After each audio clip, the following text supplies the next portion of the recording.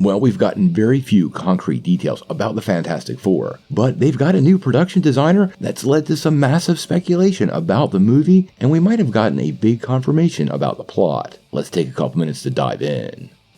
Over the weekend, there were additional reports that Adam Driver has officially signed on to play Reed Richards in the Fantastic Four. At this point, it's still in the rumor stage though because none of the Hollywood trades have chimed in, so we're going to continue to take those reports with a pinch of salt. Now, additionally, there are reports that Margot Robbie will play Invisible Woman, Paul Mescal as Johnny Storm, and David Diggs has apparently been eyed to pick up the role of Ben Grimm.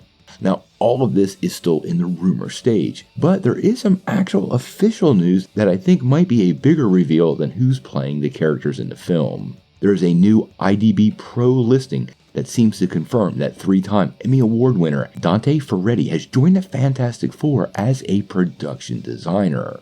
Now, often you would ask why this is a big deal, but his credits include Interview with a Vampire, Casino, Gangs of New York, The Aviator, Hugo, Shutter Island, and Cinderella. You don't have to look at that list of movies very long to realize that the niche of this production designer seems to be very well in time or period pieces, leading a lot of people to look back to some of those old rumors about the Fantastic Four being set in the 1960s. Now, this is pretty funny, because back in Doctor Strange in the Multiverse of Madness, if you were paying close attention, you may have remembered when Doctor Strange asked Mr. Fantastic, didn't you guys chart in the 60s? And at the time, this was kind of a joke and a nod to the comics, but that could be a pretty interesting tease that the Fantastic Four has existed in the MCU, but only back in the 1960s and has been completely MIA ever since. Now, a lot of people have suggested that the dynamic of the Fantastic Four really does work well out of that 1960s era.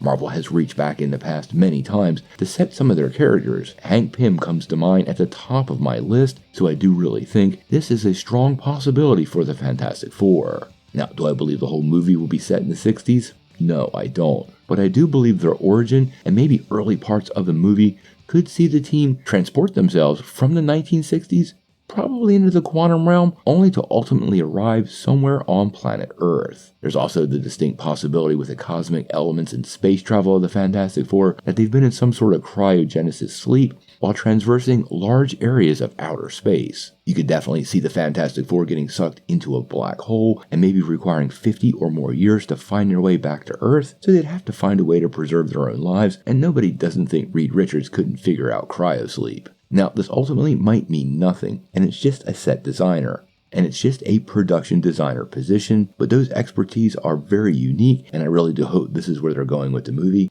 I think it's the best way to set up a modernized team. If that actually happens, we're going to have to wait and see.